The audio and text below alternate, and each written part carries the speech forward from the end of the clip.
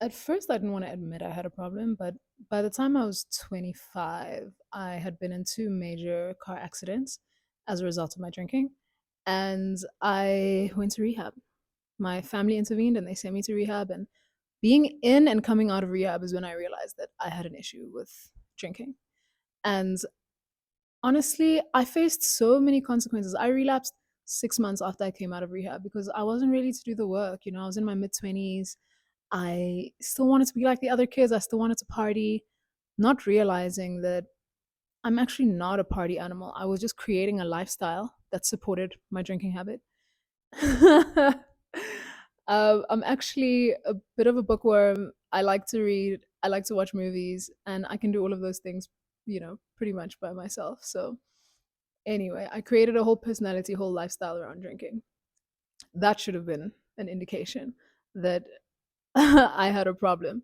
I also tried many different ways to stop. I thought, okay, let me get off the spirits, let me stop with the vodka or the brown liquor. I'm only going to drink wine. Guess what? I just ended up drinking a lot more wine. Or let me do this Kundalini yoga. They have a Kriya on beating addiction. I'm going to do that Kriya and that's going to solve my addiction. Didn't work. Didn't work for me. Um, Kudos to you if it worked for you. I prayed, I meditated, I moved countries. I moved to another country because I thought, you know what? It's not me, it's everyone else. It's all these party animals that I've surrounded myself with. I'm going to leave this toxic city and I'm going to move to another country that's more chill. It wasn't. It was me. It was me. And I wasn't more chilled. I moved to South Korea and I just became a raging alcoholic. I mean, I was already an alcoholic, but there weren't even people I knew to hold me back. So on the weekends I'd go wild. I would drink a lot and I would spend days hungover. Um, I faced so many consequences. I mean, I would get stopped by police to the extent that I now I'm so opposed to drunk driving. And I think it's because of my experiences, because I got to a point in my drinking career where I was like, you know what, drunk driving is wrong. And I've been in so many car accidents. I'm just going to stop driving because not drinking is just not an option for me. So I knew I had a problem because that is not reasonable. That is not rational. That is not a good idea. Selling your car to have more money to drink and to not have the responsibility of driving, because I would try and use driving as a way to stop myself from drinking. So I'd drive to a place being like, I'm not going to drink. Give me 30 minutes. Either I will have a drink or I will have to leave because I simply cannot be outside without, I can't deal with people. I can't do anything without my drink. I even for a while stopped drinking, but then I just, started smoking heavily. And I always was carrying, I always had Rizla, I had many dealers' numbers. People could always ask me for some to roll the blunts because I was ready. I was ready. It was my whole personality, my whole lifestyle. So it was clear to me that it wasn't just that I was an alcoholic, I was an addict. I'm an addict and an alcoholic. I I mean, I can be addicted to literally anything. It's just how my brain is wired. That's my disease. I have the disease of addiction. And everything that transpired, everything that happened, made it very clear to me that I had an issue with substances. But you kind of need those consequences to know, especially with alcohol, to know that something's wrong because, with alcohol, because it's so easy to get, because it's, completely normal to drink, it's easy to hide that. It was easy for me to hide that I wasn't drinking in the same way that other people were drinking. Other people could have one or two drinks with their dinner. I would drink to oblivion and I was always looking for the next party. I always needed, to go out to the bar after dinner and then have an after party and then it was never enough and it was never over. And that's just the life I lived. That was just my lifestyle. And everything I experienced, because I surrounded myself with people that were like me, they were going through it too. So it was completely normalized. I constructed an environment and a reality that made me comfortable with what I was doing. But I knew deep down that I needed help and that I couldn't do it alone because I tried everything.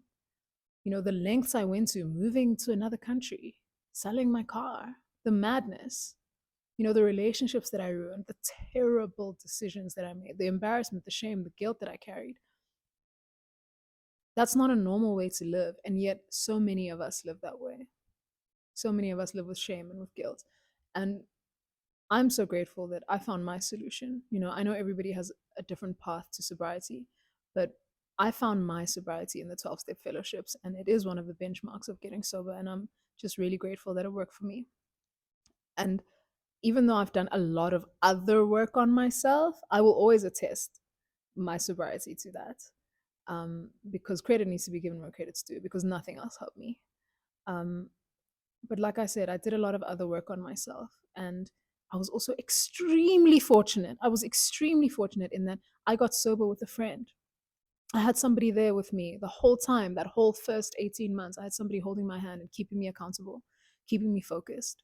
And I think we all need that because we don't heal alone. We heal in a community. And it's so great if you're healing with someone that's that close to you, you know, that you can talk to every single day.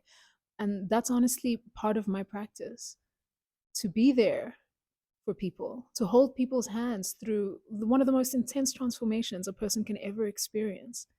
You know, sobriety, recovery changes us at a fundamental level because our lives have been so geared around our alcoholism or our addiction. Recovery is kind of the same. Your life has a new foundation, and you build a new foundation, and you build a new life, and you transform as a human being. And my work as a sobriety coach is to guide and be a companion through that transformation. If anything I'm saying is resonating with you, email me. I'm here for you. I welcome you.